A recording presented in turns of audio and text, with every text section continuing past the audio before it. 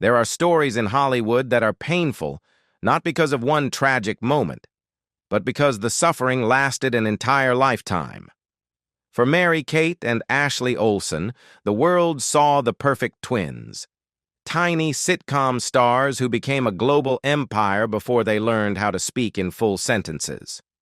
But behind the headlines, behind the billion-dollar brand, were two girls who never had a chance to grow up without the weight of an entire industry on their shoulders. As the years passed, the fame that once made them beloved would slowly turn into the very thing that nearly destroyed them. And the truth of what they endured still shocks people who look closely. Mary-Kate and Ashley Olsen were born on June 13, 1986, 2 minutes apart, and within 6 months their lives no longer belonged to them. In 1987, before they were old enough to crawl, they were cast as Michelle Tanner on Full House, sharing the role because California labor laws prevented any child from working long hours alone. Jeff Franklin, the show's creator, remembered choosing them simply because they didn't cry around strangers. Neither of them could have understood that their ability to stay calm in a casting room would define the next 20 years of their lives. From the very beginning, their family fell into a cycle shaped by Hollywood's demands.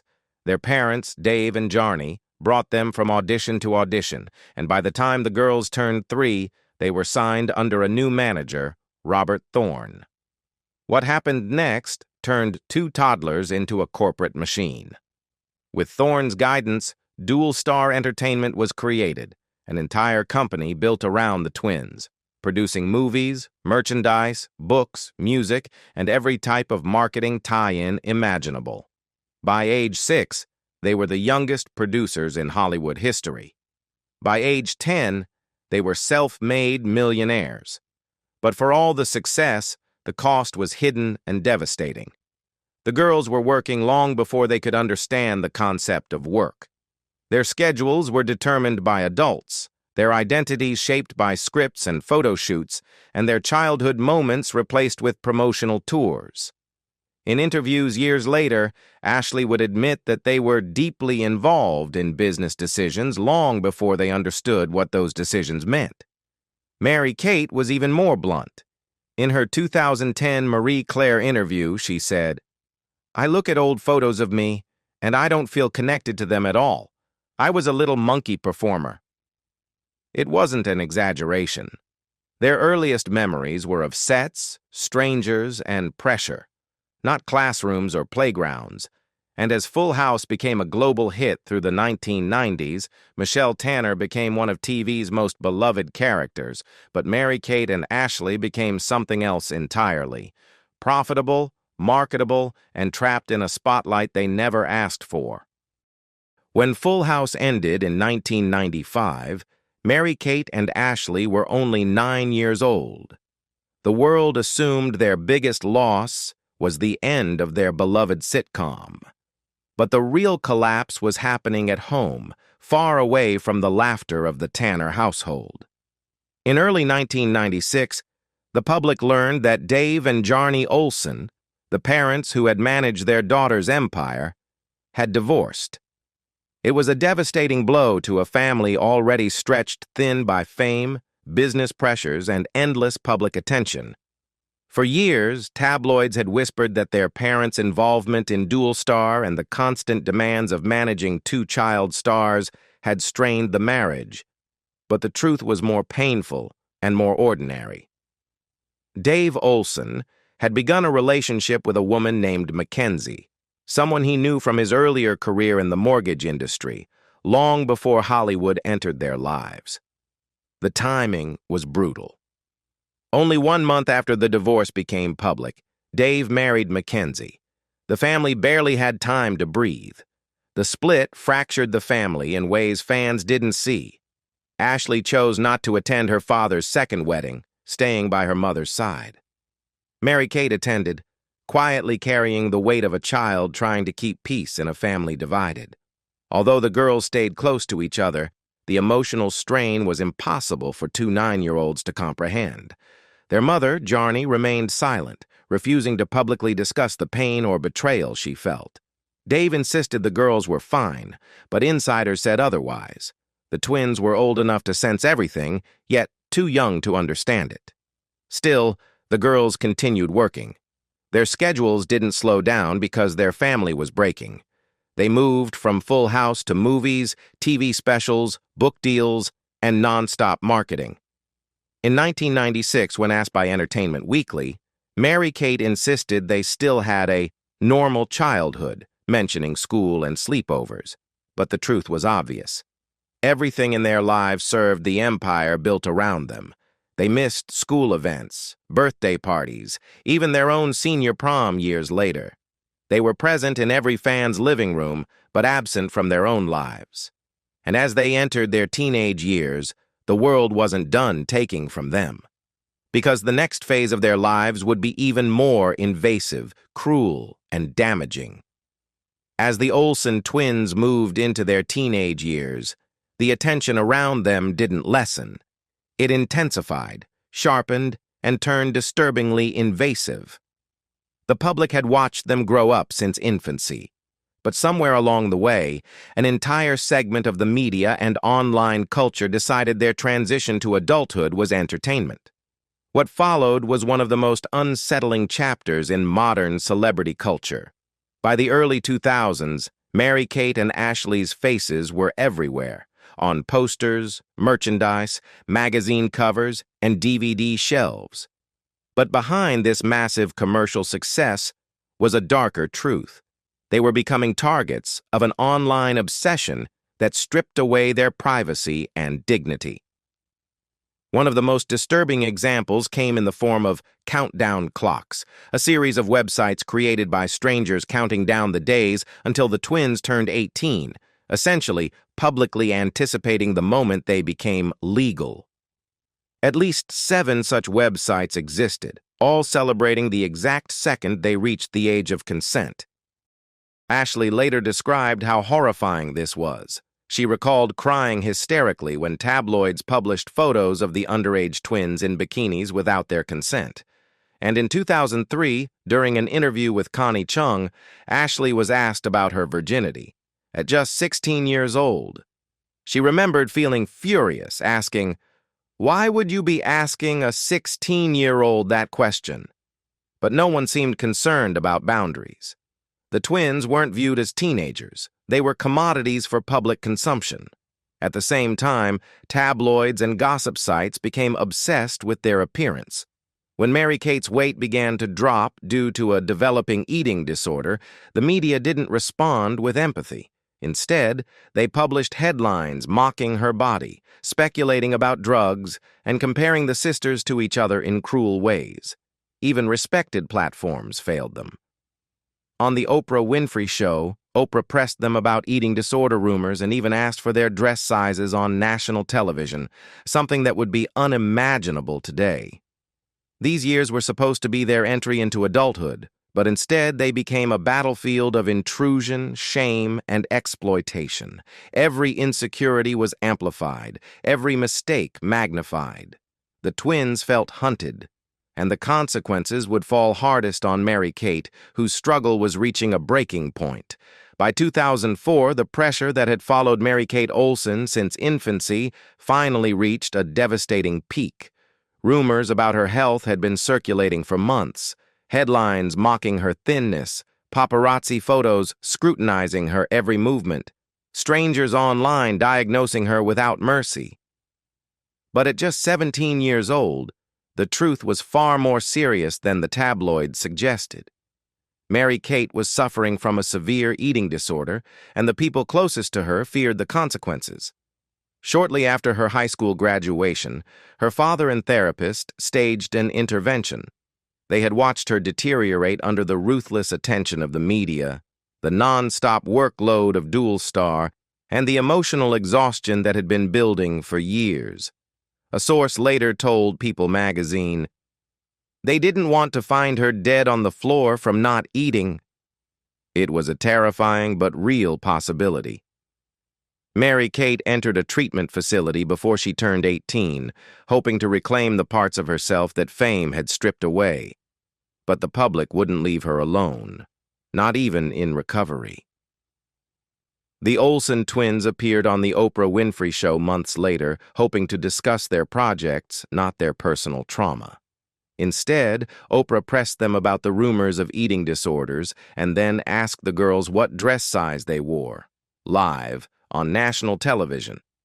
Ashley tried to deflect, reminding Oprah gently that people could write anything they wanted, but the damage was done. Years later, fans would look back in disbelief at how casually a young girl's illness was treated as entertainment. Meanwhile, Ashley faced her own battles. The media targeted her in different but equally cruel ways. In 2005, the National Enquirer published a story titled, "Ashley Olsen Caught in a Drug Scandal," falsely implying she was involved with her boyfriend's legal issues. Ashley sued them for $40 million, a rare moment where one of the twins pushed back publicly against years of lies and violation. The outlet later issued a formal apology, admitting the story was misleading and baseless. These were not normal teenage years. While most young adults struggle privately with identity, belonging, and insecurity, the Olsen twins were fighting those same battles under a microscope, every flaw magnified, every hardship monetized. And the next blow would be emotional and heartbreaking, in a way none of them could prepare for. As Mary-Kate and Ashley stepped into adulthood, they tried to reclaim control over their lives, careers, and identities. But even away from the childhood spotlight, the chaos didn't stop. Their private relationships, something they desperately tried to protect, became new points of fixation for the press. Mary-Kate, in particular, found herself entangled in some of Hollywood's harshest rumors. While studying at NYU in 2004, she dated Stavros Niarchos III, heir to a Greek shipping dynasty. When Niarchos abruptly left her for Paris Hilton, it wasn't just a breakup, it was a tabloid firestorm. One source close to Mary-Kate said she was devastated, overwhelmed by the humiliation, and ultimately dropped out of NYU. For someone already struggling with privacy and trust, the betrayal cut deeply. Then came another tragedy, one that would shadow her for years. In January 2008, actor Heath Ledger died from an accidental overdose. Reports quickly revealed something shocking. The first number the masseuse dialed from Ledger's phone was Mary-Kate Olsen. She was in California at the time, but said she would send her private security to check on him. When Ledger was found unresponsive, the story exploded before the family even had time to grieve. Authorities wanted to question Mary-Kate about the source of the medications found in Ledger's system, but her lawyers insisted she knew nothing about them.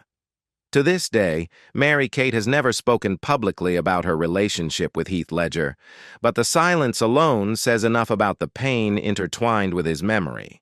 Her marriage years later to French banker Olivier Sarkozy seemed like a chance for stability. For a while, they appeared to have a quiet, private life.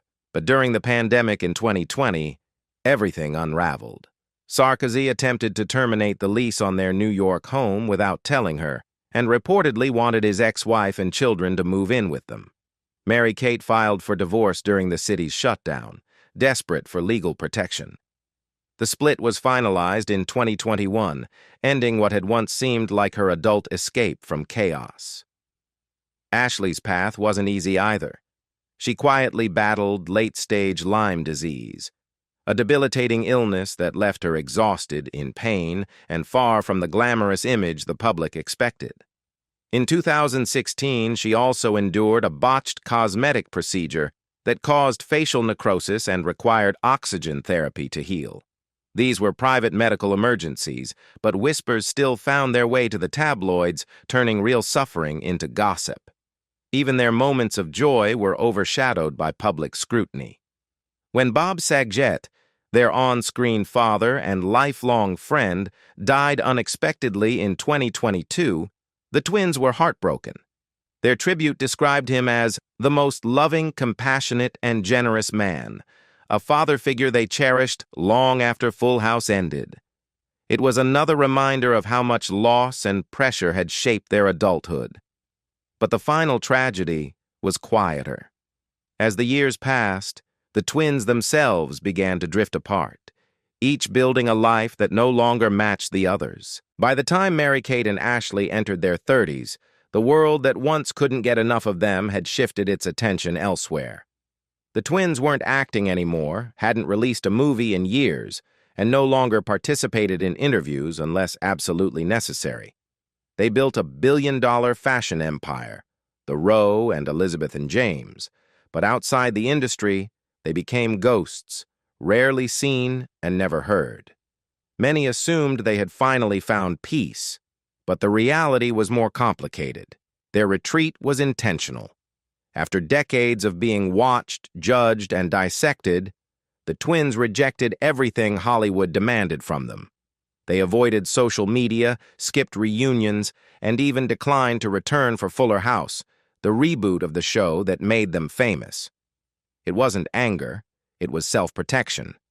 Neither wanted to relive the years when the world felt entitled to their bodies, relationships, illnesses, and childhood trauma.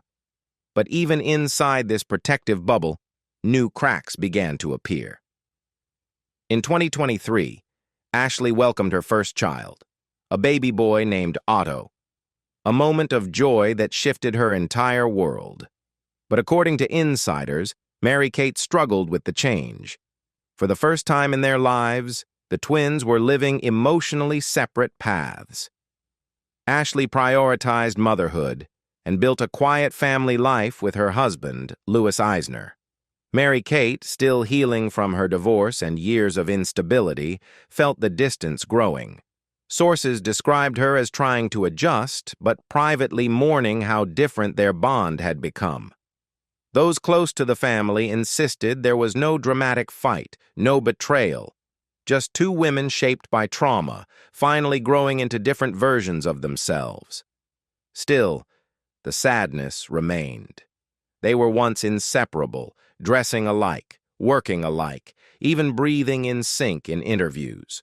Now they were two adults living parallel lives, connected by love but divided by time and experience. And yet, in the middle of everything, the missing childhood, the illnesses, the exploitation, the failed relationships, the lawsuits, the silence, one truth stands out. The tragedy of the Olsen twins was never that they faded from Hollywood. It was that the world took so much from them before they ever had a chance to choose who they wanted to be. Do you think Mary-Kate and Ashley were treated fairly by the media and the industry?